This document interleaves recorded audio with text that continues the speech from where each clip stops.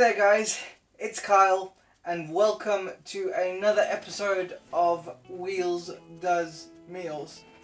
As you can probably tell, I'm actually not in the kitchen today. That's because the recipe I'm about to show you was done a couple of days beforehand with a little help from my friends. And today I'm going to show you how I made my slow cooked curry in a slow cooker or a crock pot. This recipe is really easy and it is great to have with a group of friends or have it ready for a party that you're hosting at your house, because you can just keep it warm and anybody can get some once it's cooked. So let's get started, shall we? All the ingredients you need will appear on the side of the screen over here, so read them carefully and make sure you have everything, and then we'll move on to the next step. And it's time to now prep the chicken and get it marinating. The marinating of the chicken itself is probably the longest part of this recipe, so let's show you that now.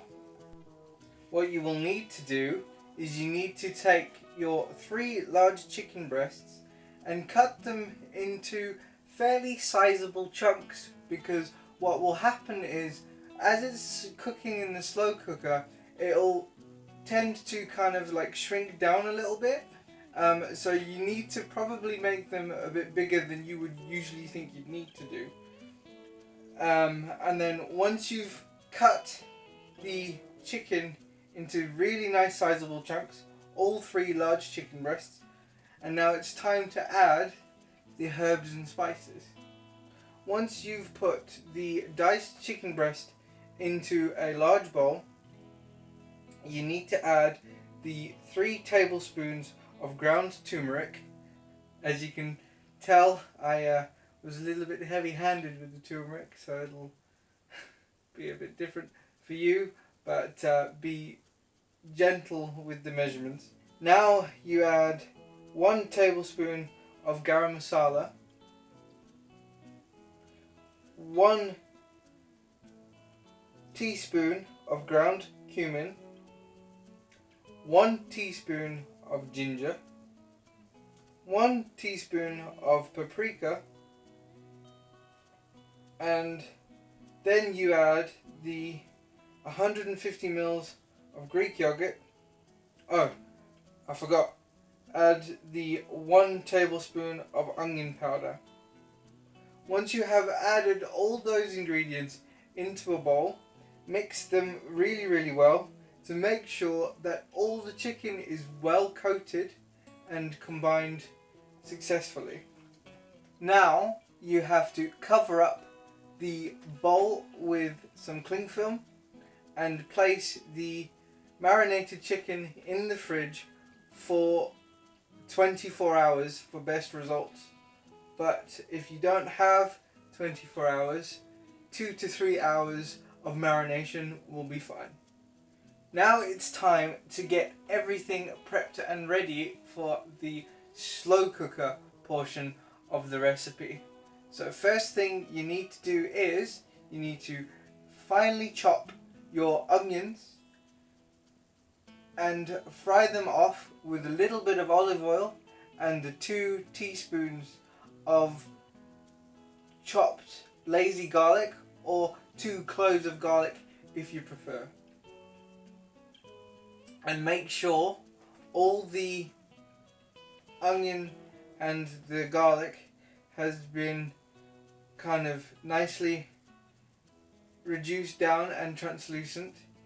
And once that is done, add it to the slow cooker, and now it's time for the next part.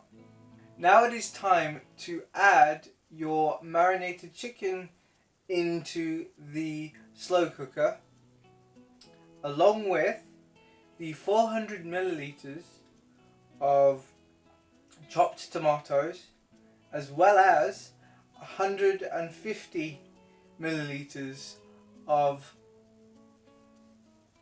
water. Stir well set your slow cooker to high and let it cook for 3 hours on high, and then turn it down to medium or low. And I would also suggest at this point to add your chopped chilies and a little bit of salt and pepper, and leave to cook for the rest of the time. Now for me, I had cooked this for about 6 hours, I believe. So I let it cook on high for 3 hours and then put it onto medium for the rest of the time until I was ready to serve. The liquid itself in the slow cooker will thicken and reduce down when it's time to serve, but the chicken itself will be super tender and lovely to eat. And you can serve this with any accompaniment you see fit. It's your choice, but I served mine with rice. And the general rule of thumb for rice, in my opinion, is 1 cup of rice to 2 cups of water, set to boil. So it starts boiling. Once the water has started boiling with the rice, turn it down to the lowest temperature possible and leave to simmer for 8 to 10 minutes, and you will have the perfect fluffy rice. And also you may add salt to your water as well. Once the rice is cooked, you're ready to serve and ready to eat. And there you have it, guys. There is my recipe for the slow cooked curry I made a couple of days ago. The meat itself turned out really tender and really flavorful. And it was really great because I got to share it with all my friends that were there. And they managed to help me out with the recipe as well. If you like this video, please give it a thumbs up. Please subscribe to my channel, and please share the video around and show it to your friends. If you do this recipe yourself, please do not hesitate to tweet me or send me a picture on Instagram with the hashtag #CookWithWheels, so I can see what you guys have come up with and see what it looks like for you, and tell me what you think. All the links to my social media accounts are down in the description below, so give me a follow there too. And please leave a comment down below of what you would like to see next on Wheels Does Meals, and I will see you next week.